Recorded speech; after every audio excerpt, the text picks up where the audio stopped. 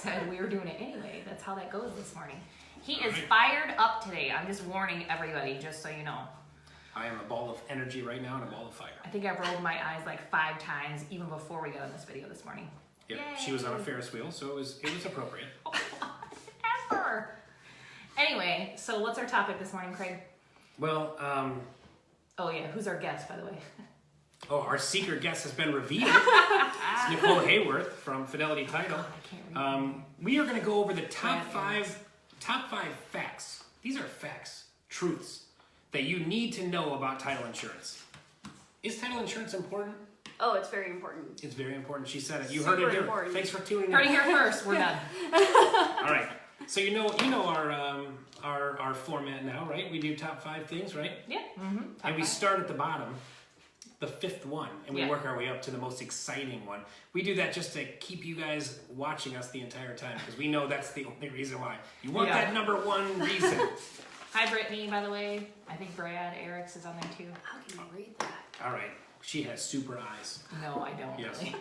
Like a hawk. Anyway, can we get this thing She started? sees everything I do wrong. Ugh, that's true. Okay, so we're going to start Nicole off with a softball question. Now, guys, I'm going to say Nicole. They're both named Nicole. I got Nicole in stereo today. It's crazy. That's going to be weird, I think. It should be gonna be interesting. Yeah. It's going to be interesting. It is interesting already. Maybe you should call me Hanson for this video like you normally do. Ooh. Ooh. And Nicole Hayworth is clearly smaller on the video. Why Should I is that? stand in? There we go. Is this right now? Okay, There, that's better. Now Okay. you look more All right. human. now that we More can human. give it, there we go. All right, now we're going to get into the great stuff of this video. Number 5. What is title insurance? Nicole, what is title insurance? I'm sorry, not you, Hanson. Yeah, I figured that. Thank you. All right, title insurance. Very, very exciting stuff. It's probably one of the most important things you'll ever get in your life because it involves one of the biggest investments of your life, your home. It's Right? big, huge. Huge. Yeah. Mm-hmm. So Huge. what is it? 2,000 Okay. square feet. So title insurance is an insurance product that assures when you go to transfer your property to the new party that's going to take ownership that it's free and clear, which means there's no liens against the property that you'll now be responsible for as the new owner. That's probably really good because Yeah. Liens and judgments, not so good on title. No, No. those are less than ideal. Yeah, for Very. sure. Yep. Okay, well, good. Now we're gonna move fast right into number 4, which what if you think you have some kind of a title claim, or if you think there's a lien on there that showed up afterward, like what should you do? You should contact your title rep immediately. Contact your title rep. You heard it here, folks. That's what you do. So your closer, whoever closed your deal, is that what you were saying? No, your sales executive should be able to help you, or if you call the production branch of your title company that you had the commitment through, they should be able to help you out. Claims can be very tricky, so they'll be your best bet. And I know we have a lot of realtors watching right now, and I think what it's important for them is they're probably going to be the first responder because we're likely following up with our sellers and buyers after the closing. If one of them come to us and say, hey, we have a problem, then if you're an agent, you should push them towards the title company, give them who to call at the title company. I think that's as deep as we're going to get into title insurance. Try and not claims to and say stuff. a whole lot, probably more than that, liability-wise, and just Passed along. right to the title company. Yeah, and I think realtors, I think that's a good practice anyway. If they're not an expert, they probably shouldn't speak about it. That goes back to one of our prior videos. Stay in your lane.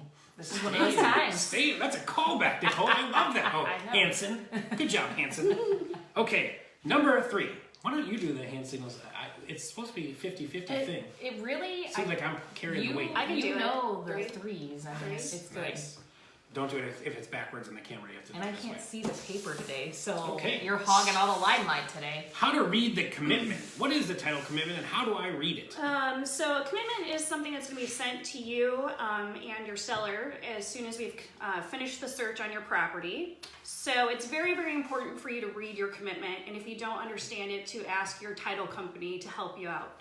On the title commitment, it's going to highlight any liens that are against the property, judgments, things like that. You're going to want to watch for the taxes as well to see if taxes have been paid or if there are some outstanding taxes. And also, you're going to want to make sure that whoever is listed as being entitled is who signed your purchase agreement. If they do not match, there's a problem. There is a problem. Yeah, you don't want that. You And don't want remember, problems. There are title revisions of your commitment that come through. So if buyer drops off, you're going to get a revision. Yes. You should always check those revisions for mistakes because that does happen sometimes. Your big thing with title commitment is look at it when you get it. There are so many transactions, and I try to train my team. You have to look at your title commitment. You can't ignore it. The worst thing is to get like 7 days before closing and you realize there's a lien or judgment on the buyer or seller, and now you're having to clear it and scramble to get it done. Yeah, nobody likes that. One nice thing is a lot of title companies will give you a nifty cover page when they give you your commitment, and that'll highlight all the important things that need to be cleared on title before you can get to closing. Excellent. Those are all good things. The bottom line, I tuned out a little bit. What?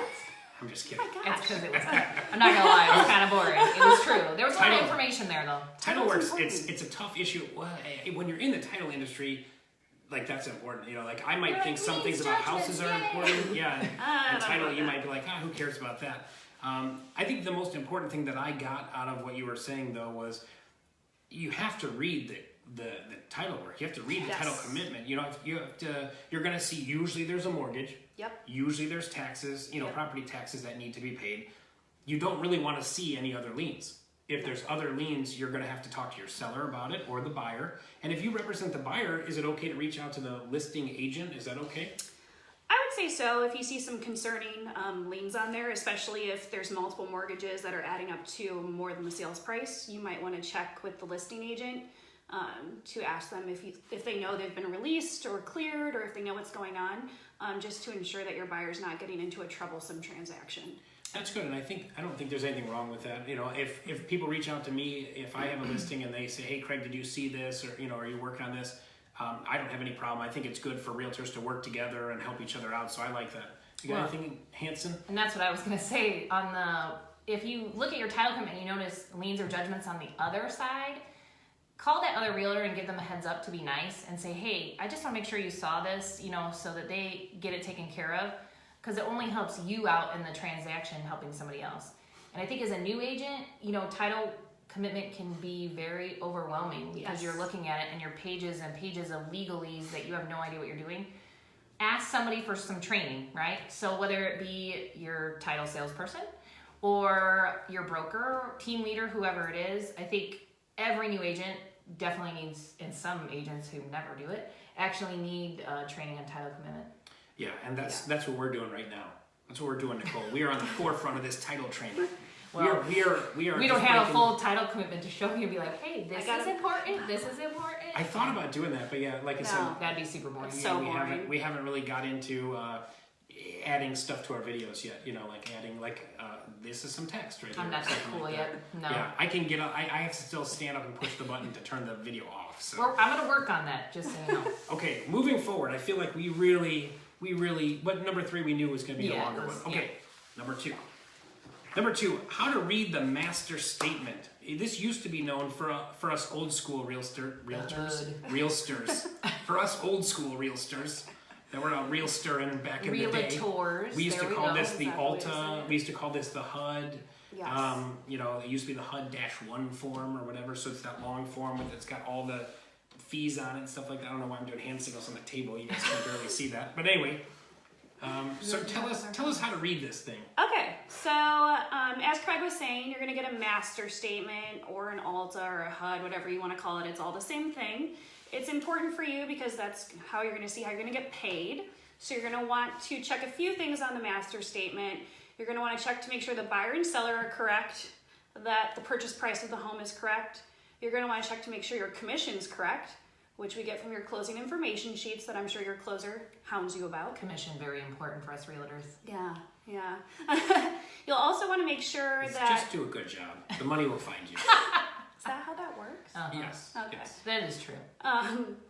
You'll also want to make sure that all of your office policy fees are on there. So if you have an administrative fee, a processing fee, things like that, you'll want to make sure that's listed on there. And that's about it. Those are the most important pieces of the master statement. Now, the moment you have all been waiting for. Oh, what are we talking about? Number 1? We're going to number 1 right now. No! Aren't we going to say anything about master statements, you and I? Yeah, don't you have any input? I'm sorry, Hanson would like to say something about the master statement. And go. Again, it's like title commitment. Check it. because closers do make mistakes. They have, 50 files they're working on. I know, it's true. And it's the worst feeling for me is when I get to the closing table, I haven't checked the master statement or I haven't gotten it early enough. That never happens, but hey, Shots it fired. does. Yeah. Gosh. Goodness gracious. Hey, it does happen. And I get to the closing table and I realize I'm going to have to pay my broker a fee that was actually a buyer's fee because I didn't check the master statement on time. So it's important, just like title equipment. That's all I Very have to important. say. I'd just like to apologize on behalf of the Nicole and Craig show to the title industry Is that the for disclaimer we were Nicole's talking bashing about? Oh, everything. yeah, the No, I'm just disclaimer. kidding. I'm not. It's just very important. We work with too many title companies and everybody is not the same. So you have to make sure you're checking your own stuff. That's true. Well, I think realtors should always do their job and check. Truth. You know, when a closer sends you a document or the title company sends you the commitment, you should read it. I mean, it's the Yeah. simplest thing, realtors. Yeah. Like our job's not that complicated when it comes to there's people out there, working in the rain and swinging hammers on a roof and stuff like that, and we just have to read stuff. Just read it. There's no excuse to That's not a very read something. small part of our job, Craig. That's a very small part of the job. Yeah. But still, you do have to read your stuff. I mean, Yeah, and we Read can it. help you read it if you don't understand it. We're happy to help you. It was, yeah, they can do that. All right, now you can do number Now can we one. go to number one? All right, Yes. number one, the number of reasons. How to not irritate your closer. We had to Now this change one's that fun. word. Yeah. What, did we have to change? We did have to change Yeah, it. uh-huh. Whatever, we decided not to go with a more vulgar word. There we go. Is it vulgar? Nah, I don't Really? know. But Just sort of. slang. Okay. Okay, how to not irritate your closer. What's the biggest way you think to irritate the closer? Not check your master statement ahead of time if you have it. The worst thing is to get to the closing table and realize there's a fee missing or something has been added to the wrong side. It's very last minute and it kind of stresses everybody out. So that's probably the number one way to upset your closer. You don't want to upset them off. You know what I'm saying? Also, not getting information to your closer in time, such as your closing information sheet, which is how you get paid. We need to know how your commission is split. Authorizations to get payoffs, things like that. So just making sure you're not dragging your feet and getting us your paperwork in a timely manner. That's right. Okay, I think we. That was kind of anticlimactic, I felt like. I know. Did you see that we actually had 7 viewers at one time? Yeah, high five. Well, let's not celebrate. That's the highest. We're still in the video. I know, but that's the highest you've had so far. is it Seven. 7 live viewers. Wow. Well, it's 9 o'clock in the morning. But everybody views it later. We but I still. actually saw. We did have a couple questions I see in the comments or whatever. We will not let Nicole leave until we answer those questions, because that's what we do. What questions are you talking about? Yeah. I what were saw they? Brad had posted a question on there, something about a lien, but then someone else waved or something, and I lost it. Then so. you lost it. Okay. We'll Yeah. reply to you in the comments, Brad. All right. Thank you guys, everyone, for watching. Yeah, thank you. Yes, thanks for coming, Nicole. Thank you. And we'll be posting, Craig and I decided a day ahead of time when our video is going to be, normally, hopefully on Fridays. And we'll go from there. All right. Thanks, everyone, and have a great week. Thanks. Bye. Bye. Thanks. I'm gonna come over here.